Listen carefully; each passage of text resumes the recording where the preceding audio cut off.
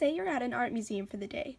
Maybe you're here to educate yourself, or perhaps you just want to look at the pretty pictures. Either way, you don't know much about art and don't want to spend your whole day here.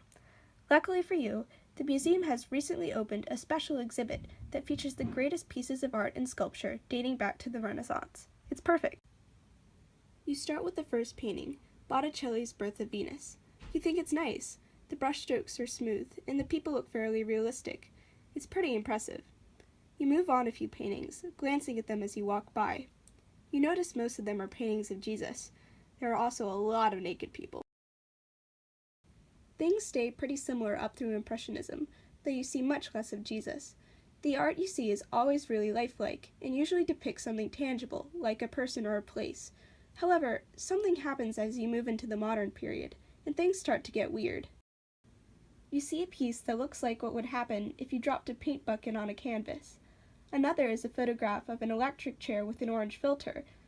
One painting is entirely blank. What? Now, why the sudden museum trip? As you can see, as you progress through the exhibit, the art that you saw became less focused on form and portraying things realistically, up to the point where what you saw on the canvas wasn't recognizable as anything at all. You can see why this might be a deterrent to some. Most people see the modern and contemporary periods as a degradation of art, not as its advancement. In fact, while I was doing research for this video, I came across at least a dozen videos yelling at me about why contemporary art was crap. These videos often cite pieces such as Levitated Mass, a giant rock suspended over a walkway, or Stella's works, saying that the pieces don't necessarily require artistic skill to make and are ultimately pointless. After all, they say, how can one compare a rock to the sculpting of Donatello, or Pollock's Autumn Rhythm to the works of Michelangelo? However, things aren't that simple.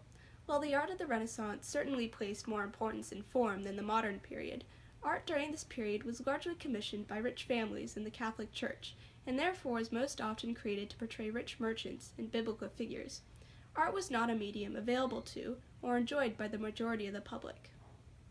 On the other hand, while the art of the modern and contemporary periods places less emphasis, and sometimes even rejects realistic form, it is much more diverse.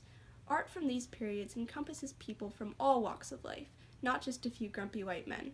This means that artwork from these periods better represents the ideas and values of the public overall. In addition, though art from the modern and contemporary periods isn't necessarily lifelike, that doesn't mean it's meaningless. In fact, the pieces that make the least sense at first can be incredibly thought-provoking if given a chance. For example, take the work of Mark Rothko, one of the founders of the color field movement. This painting, Orange, Red, Orange, is one of Rothko's more famous works. At first glance, it seems kind of boring, doesn't it? It's just two blocks of red paint over a red background. But take a closer look. What color is this? It's red, isn't it? How about this one? Or this one? Taken individually, they're all red, and it's hard to tell the difference between the three. Place them together, though, and you start to see subtle differences. You'll find that much of the art you may have skipped in a museum in the past is the same way. Just because you don't understand it doesn't mean it's pointless, or isn't worth appreciating.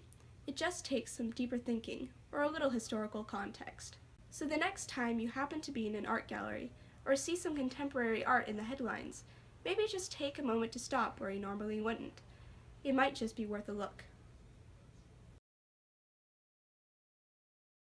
Donatello, or Pollock's Autumn Rhythm to the works of Michelangelo,